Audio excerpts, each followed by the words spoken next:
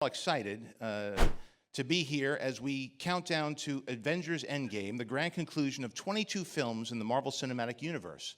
So without further ado, please welcome the cast and filmmakers of Marvel Studios' Avengers Endgame.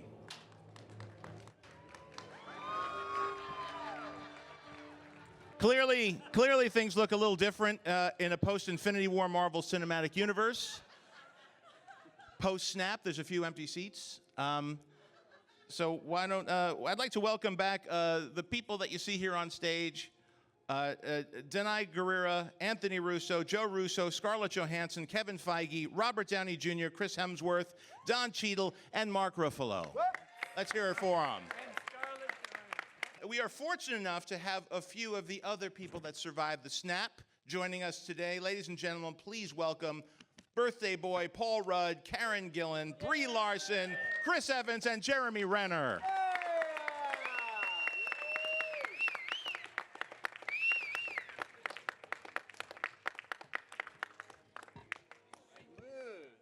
Let's start with where it all started, Mr. Robert Downey Jr. I have a question here on the card. When you first suited up as Iron Man, could you envision Tony Stark's arc and where you wanted to see the character go? And how did you approach building such a memorable character? I've been thinking about this recently. There's always two tracks, at least in my mind. One is the sky is falling, and the other is the sky's the limit. And as we had those many discussions in the high desert and shooting the film, I'm reminded now that I was talking a lot of smack, saying, wait till you see where this goes. But in the moment, I was just hoping day to day we were making good scenes and getting good stuff in the can, and, you know, usual gobbledygook. I just wanted to not drop the ball. Was it a surprise early on that Iron Man amassed an army of devoted fans? And what do those fans mean to you today, Robert? Again, I've been just feeling like I'm kind of an oddball Manny, who I've been offered the opportunity to usher in this larger, as you were saying, family and stuff. And I look around, and we are close and growing closer by the moment. To me, it's just the coolest relay race in the history of entertainment, for my money. So. And a relay race is a good way to put it, because it has been a collection not just of different actors portraying superheroes, but also filmmakers carrying the torch from one film to the other, and all of it under the guidance of Mr. Kevin Feige sitting next to you. Now, 11 years ago, yeah, let's hear it for Kevin. 11 years ago, you could not have predicted the 22 films you've produced in the Marvel Cinematic Universe would be so wildly successful and popular. When did you actually begin to realize that you had something big on your hands? Well, big is relative, but it was, you know, we hired a great director to do the first film in the MCU. And then we hired a great actor. And we had fun making that first movie, as you all recall. And it was sort of the success of it, the bar for success was pretty low. It felt high at the time, but it was not that high. It was comparative to other Marvel films that had been out in that general area, which is what we wanted to compete with. But as we were making the movie, and as we were looking at dailies, and as we were looking at effects tests coming in, we realized that this was really going to be special, and even perhaps more special than we thought. And then that opening weekend, and the response to the trailer, frankly, with you coming out at Hall H at Comic-Con for the first time, showing that trailer, there started to be a much bigger sort of wind behind our back, combined with Mr. Sam Jackson's cameo that we secretly did on that Saturday at Playa, and then leaked the next day. And the response to that, and that people picked up that meant this interconnected universe, which everybody knew from the books, but had never been done in the movies. Right, and what makes Avengers Endgame so special that it's the most highly anticipated superhero film ever? Well, what's special is all the actors on this stage, all the actors who are not on this stage. And as you said it earlier, the family that has come together this decade plus. And the fact that Robert said it so well in the trailer, part of the journey is the end. And about 4 or 5 years ago, we all started talking about doing something at every turn, including the first Iron Man film. We talked about, how can we do something that's never been done before? What if the superhero outs his identity at the very last shot of the movie? Well, you can't do that. No one does that. You can't do that. What would we do next time? I don't know. Let's do it. 4 or 5 years ago, we talked about, what haven't we seen in films based on comic characters? We haven't seen an ending.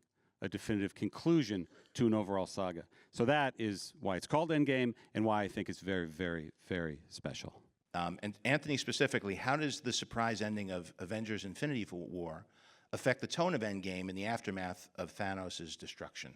Well, first of all, thank you for saying that, John. And secondly, you know, Joe and I, we speak constantly about the debt we owe to you for starting this whole thing. And we both remember that moment that we sat in the theater and watched that first Iron Man for the first time. And I remember that feeling of like, I wish we were part of this, you know, and we had no idea that years later we actually would be. So, I mean, that was an epic moment in a movie theater. So thank you for that. So the ending of Infinity War is, you know, look, Joe and I have mentioned this before, like one of our favorite storytelling adages is write yourself into a corner. And what we take that to mean is like put yourself in a place on a narrative level where you have no idea how you could possibly move forward from here. And that's a great place. That's a very exciting place to be. And it forces you to come up with some really creative ways forward. And we've tried to do that with the endings of every single Marvel movie we've done, and perhaps never more so, of course, than Infinity War. You know, we are very committed to the ending of that movie. We think that, stories lose their meaning and relevancy and resonance unless there are real stakes. And for us, moving into this new movie, into Endgame, the story is very much about how do these characters, how do these heroes deal with loss? Resounding loss, true loss, devastating loss. That's what they've experienced in Infinity War, and that was a unique experience for all of them. And how does a person move forward from that moment? How does a hero move forward from that moment? And the way our road into this story is how is everybody on an individual level dealing with that experience, and then how do they collectively deal with it? And Joe, what do you want audiences to experience when they watch Avengers Endgame?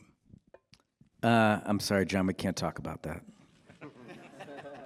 Look, it's this is, I think, a really unique experiment in movies. This grand mosaic. It's, I don't know, depending on how you count it up, 11 franchises that have been interwoven into one big narrative. And I think a lot of people have invested a lot of heart and soul into the characters. And when we take these movies around the world, it's really it's heartwarming to see people come up to you and say, hey, I started watching this with my classmates when I was 10 years old. Now we're all 21 and we're all going to go see this together. Or my parents have taken me to every movie, or my grandfather's taken me to every film. And it's a real sense of community and sharing in these stories and believing in them. And I think with Endgame, we get the opportunity to think to finish off one of the grandest experiments in movie history.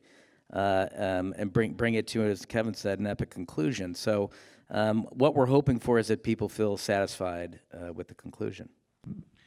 Jeremy Renner, Hawkeye is back. How do you feel to rejoin the Avengers and take up your bow again? Yeah, I'm good. All right, thank you. Stretched out, had some coffee, ready to rock. All right, sounds good. Good to have you back. Denai Guerrera, Black Panther introduced your character Okoye to the world. Now she is fighting besides the Avengers. What makes her such a respected and well-liked character? And also, congratulations and thank you for the breath of energy that Black Panther brought to the Marvel Universe. I think it was something that was truly significant and helped keep the franchise feeling fresh and new, and it was a wonderful film.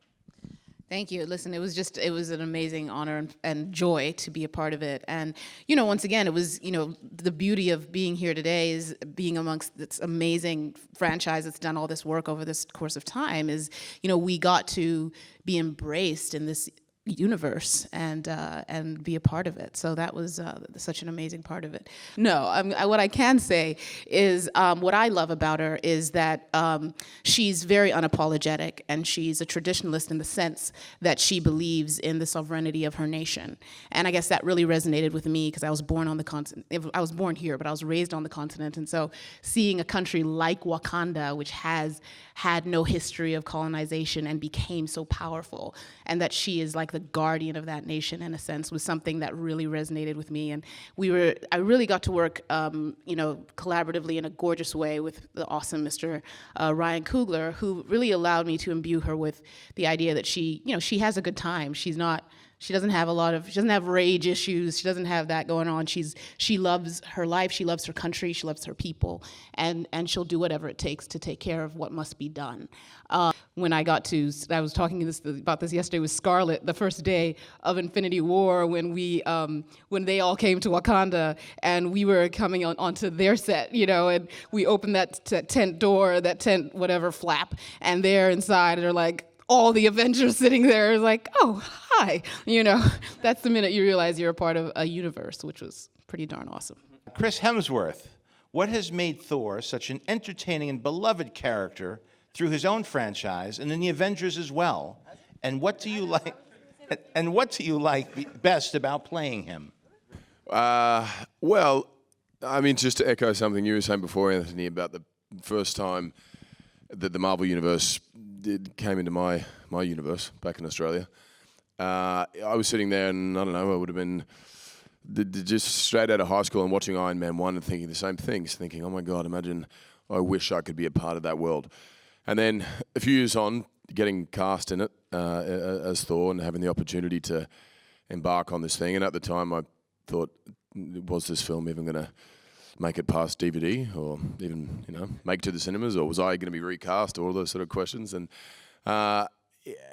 look, I think the answer to the question, what made it so special for me was just the different people I was able to work with.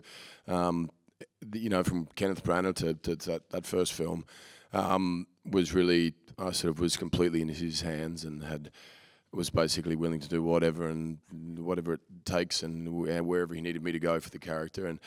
And then through the films with each director and each different cast member, I'd learned something different from. And by the time about Ragnarok I felt like it finally enough sort of confidence to go, okay, well, what is it that I could possibly bring to this? And then had this great collaboration with Taika, and really decided to do something different and see how we could make it unexpected and unique. And then I remembered calling Joe and Anthony and saying, look, I've got this new version of Thor that we've just shot, and I want to continue that version. I don't want to do the old version. And he said, well, we've got an even newer version for you. And it was, you know, and then as was this film here, and it's just about the people that's made it so special and I think unique each time with any of our characters is everybody you get to interact with, and the fact that we're all willing to you know, be open to what new possibilities lie ahead of these franchises and these characters, and it's been a pretty remarkable journey. Chris Evans, Captain America is a classic hero with an unshakable moral code, and you have perfected your portrayal of him, plus shown us even more of what makes him tick. What has it meant to you to play him, and what do you like best about Captain America in this film? You know, there's been so many wonderful elements of working on this movie, and I'll echo what Chris said. Just truly, not to, it could seem like a safe answer or something, but really, honestly, the friendships and connections I've made over these 10 years now, it truly has become a family. And Scarlett Johansson, Black Widow. Yes, that's me. Yes, you have been part of this since Iron Man 2, and your character has always represented women as strong and equal. And for you, what is the best part of playing a character in this universe?